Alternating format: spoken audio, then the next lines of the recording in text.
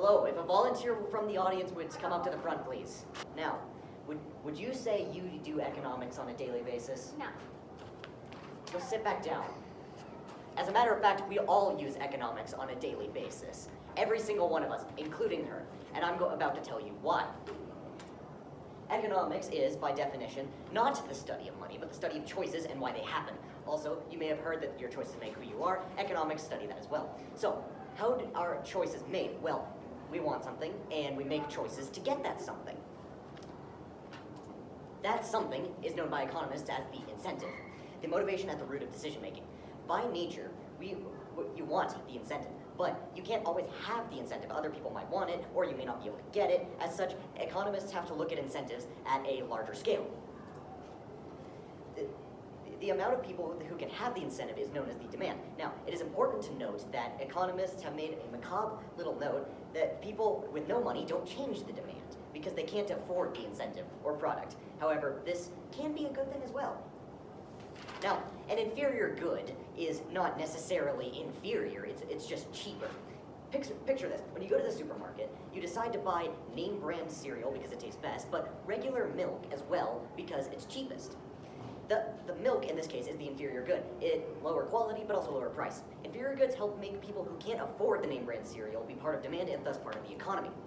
Now, revisiting incentive. Sometimes two options conflict, and you need to make a choice. In this case, both choices cost more than whatever you would need to get them. They also cost you however much the other choice would have given you in terms of value.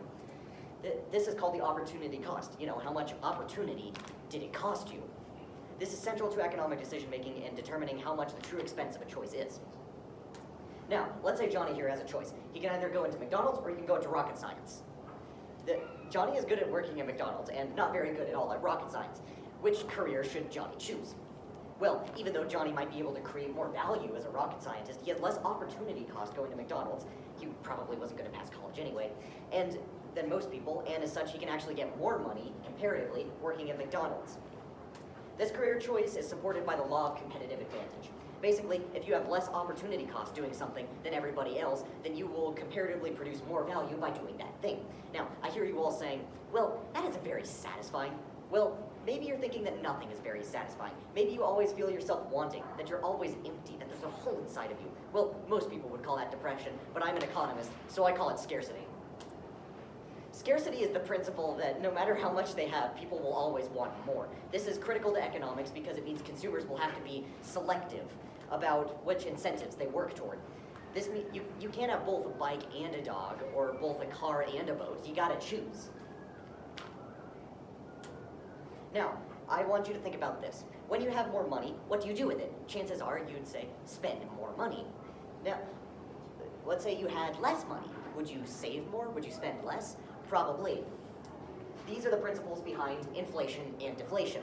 When you have more money, it becomes less valuable to you. The more money there is, the less people value it. The same works in reverse. If you have less money, it becomes more valuable to you, meaning that the less money there is, the more people value it at. Ideally, currency will inflate and deflate at the exact same rates the value contains, so the money is always worth the same amount of value.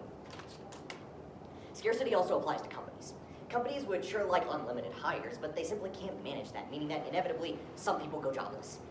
Some people say, why don't homeless people just get a home, just get a job? Well, the cold hard truth is that companies will often hire people who, well, already have homes. This process, and figment of daily life for many, is represented in macroeconomics by less developed countries, or LDCs. LDCs, unfortunately, can't just decide to be more rich. They have to develop. And the unfortunate thing is that most development goes to countries that are already developed. As for my final example, I have a question. Were you ever a child? And if so, did your parents ever make you do the chores? It seems natural that children should help pitch in around the house, considering that parents literally keep them alive and safe every day. Well, apparently, governments think the same way. The economic principle known as taxes results from a country requiring its inhabitants to pitch in around the house in return for protection and public works it provides. Now, listen close, because I have something important to tell you. According to YouTube Analytics, 69% of my core audience isn't subscribed. So be sure to smash like and subscribe and hit the bell icon. It's free and it really helps the channel. And I'll see you in the next one. Thank you for your time.